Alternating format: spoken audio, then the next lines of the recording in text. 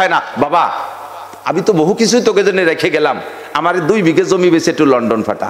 এ সময় তো বলেন না যে ডাক্তারে মেলে না, হ্যাঁ ওষুধপাতি বাদ, যা পারি একা একা বসে খাই, তা তো কর না। শরিয়াতের সময় যখন 3-4 হুজুরি মতানৈক্য আছে, তো তোর হুজুর বাদ, ধর্মকর্ম বাদ, আমলি বিএনপি ভালো। এখন কে সব স্ববিরোধ কার্যক্রম, কথা বলেন স্ববিরোধ, নিজের ভিতরে বিরোধ সৃষ্টি করে নিয়েছেন। আল্লাহ তাআলা আমাদের বুঝার আমল করার তৌফিক দান করুন, বলেন আমিন। কোরআন শরীফের আয়াত 6236, মনে আছে নাকি?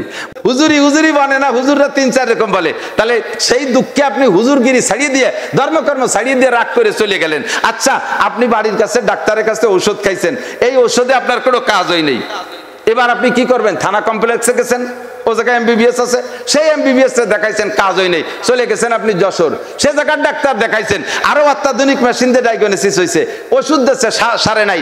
এরপরে চলে গেছেন আবার খুলনা 250 বেডে, সে জায়গার ডাক্তার আরো দেখছে, তাতেও কাজ হয় নাই, চলে গেছেন ঢাকা সরোয়ার্দী, সে জায়গার ডাক্তার দেখাইছে, সারে নাই। হলি ফ্যামিলিতে গেছেন, সারে নাই। পিজিতে গেছেন, সারে নাই। কোন জায়গার ঔষধে আপনার সারতিছে না।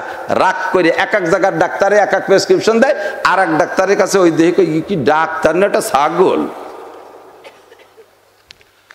সারো ছাগলের ডাবাদ দেন, আপনি লেন ওইটা নিয়ে আর এক ডাক্তার, এটা গরু নাকি, কি লেখছে, রোগ কি আর ওষুধ কি। একই এমবিবিএস পড়িয়ে একই মেশিন দিয়ে পরীক্ষা করে একজন ছাগল একজন গরু, নিজেরাই কই হচ্ছে। এখন সব ডাক্তাররা ছাগল গরু কই হওয়ার কারণে আপনি কি রাগ করে বলবেন যা ওষুধপাতি আর খাবোই না, নিজেরা কয় মাইফুতি যা পারি তাই খাই, এই কয়ে কি বসে থাকেন? ছেলেরে বলছেন বাবা পাসপোর্ট রেডি কর, মাদ্রাজ যাবো, চেন্নাই যাবো।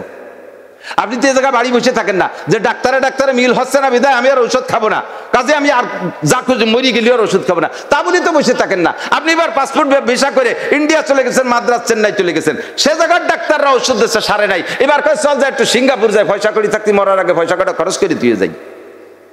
সিঙ্গাপুর গেছেন, সে জায়গার ডাক্তারও সুস্থ হয় না। বাবা আমি তো বহু কিছুই তোকে জন্য রেখে গেলাম, আমার 2 বিঘে জমি বেশি একটু লন্ডন ফাটা। এ সময় তো বলেন না যে ডাক্তারে মেলে না, হ্যাঁ ওষুধপাতি বাদ, যা পারি একা একা বসে খাই, তা তো কর না। শরিয়াতের সময় যখন 3-4 হুজুরি মতানৈক্য আছে, তো তোর হুজুর বাদ, ধর্মকর্ম বাদ, আমলি বিএনপি ভালো। এখন কে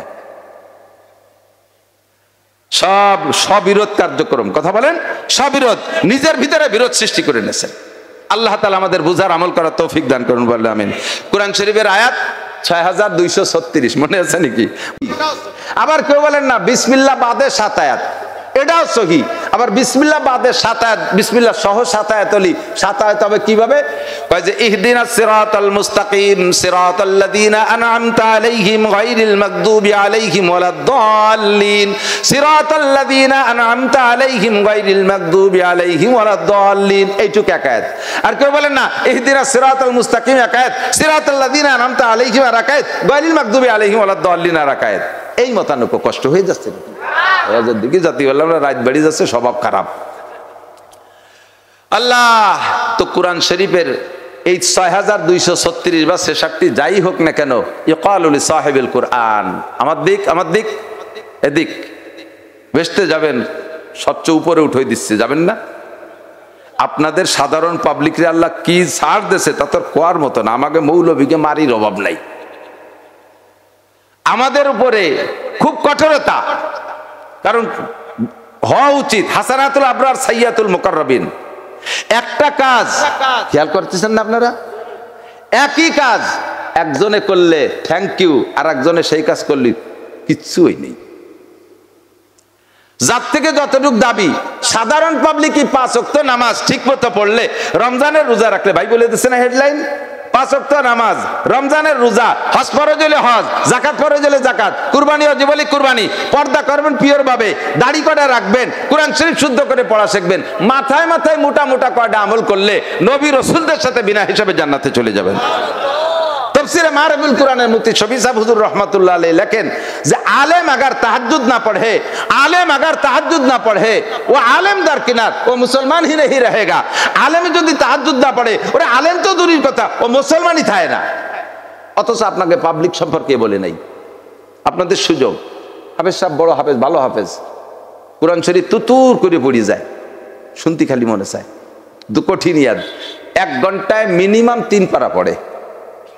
হাফেজ আলেম যারা, আমি হাফেজ না, তারপরও 1 ঘন্টা, কোনো ঘন্টায় 3 পারা, কোনো ঘন্টায় 2.5 পারাও ভর্তি এরি, 2.5 পারা 3 পারা এরকম হয়।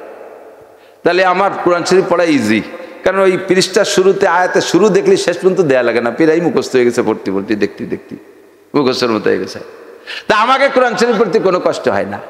আর একজন পাবলিক রমজান মাসে দেখি আমার এক চাচা বা স্বাস্থ্য ভাই মসজিদের ভিতরে বুড়ো মানুষ কোরআন শরীফ পড়তে যাইয়ে ঘামাইয়ে ঘুমাইয়া করে আউবো লাখে লুঙ্গি মুঙ্গি বাইচে নিচে দিয়ে পানি বেরিয়ে যাচ্ছে, সেই জন্য পেশাব করে দিচ্ছে কি তাল্লাই জানে, আসলে পেশাব করে না, গেমি গেছে। এই দুইজনের প্রতিদানের পার্থক্য কি? হাফেজ সাহেব কোরআন শরীফ 1 খতম পড়বে, আল্লাহ পাক বলবেন যে তারে 1 খতমের নেকি দাও, তারে 1 খতমের নেকি দাও হাফেজ রে। আর ওই যে পাবলিক খালেক মোল্লা উনি বলছেন, বলে হ্যাঁ ওনারও খতম হয়েছে, লাহু আজরান, তারে 2 খতমের নেকি দাও। ফেরেশতারা কয় আল্লাহ এই সামনের পর বৈষম্য, একই বৈষম্য বিরোধী আন্দোলন তো চলে গেছে গতবার, এখন তো সব সাম্য হয়ে গেছে, এই জায়গায় পার্সিয়ালিটি করবো কে? আল্লাহ কয় এ পড়ার জন্য 1 খতমের নেকি আর গামার জন্য আর 1 খতমের নেকি। এই হাফেজ সাহেবের কোনো জায়গা গামছে দেখ তুতুরে পড়ে গেছে, আউলাকের কোথাও 1 ফুট গামে নাই, ওর কোনো কষ্ট হয় না। আর বুড়ো পড়ছে এতলুয়া ইয়াতাতাতাউ, হাদিসের শব্দ এরকম আছে, হুজুর কাছে শুনে দেখেন, এতলুয়া ইয়াতাতাতাউ পড়ে আর তো আরে একটু এজে একটু মতন আলহামদুলিল্লাহ রাব্বিল আলামিন আর রহমান রহমান মিম খারজাল মান নুরাজান নির আর রহমানির রহিম আলী মালি মিম খারজাল লাল আলহামদুলিল্লাহ মালিক ইয়াউমিদ্দিন ইয়া এই যে একটু এজে একটু মতন করতে করতে আউলাখের গামি গেছে, গামার জন্য আর 1 খতম। বলবেন না সুবহানাল্লাহ? আল্লাহর কিরে যদি মিথ্যে কথা কই, পড়ার জন্য 1 খতম, গামার জন্য আর 1 খতম। আপনাদের পাবলিকের বড় সুযোগ, ইনকামের খুব ফার্স্ট ক্লাস লাইন পেয়ে গেছেন। আপনারা কম বেশ অর্থনীতিবিদ, আপনাদের পয়সা আছে, আমাদের মৌলবীদের পয়সা কম, দান করলে যে একটা নেকি পাওয়া যায় এইটা আপনারাই বেশি পারেন, আমাকে মৌলবীকে টাকা নাই। তা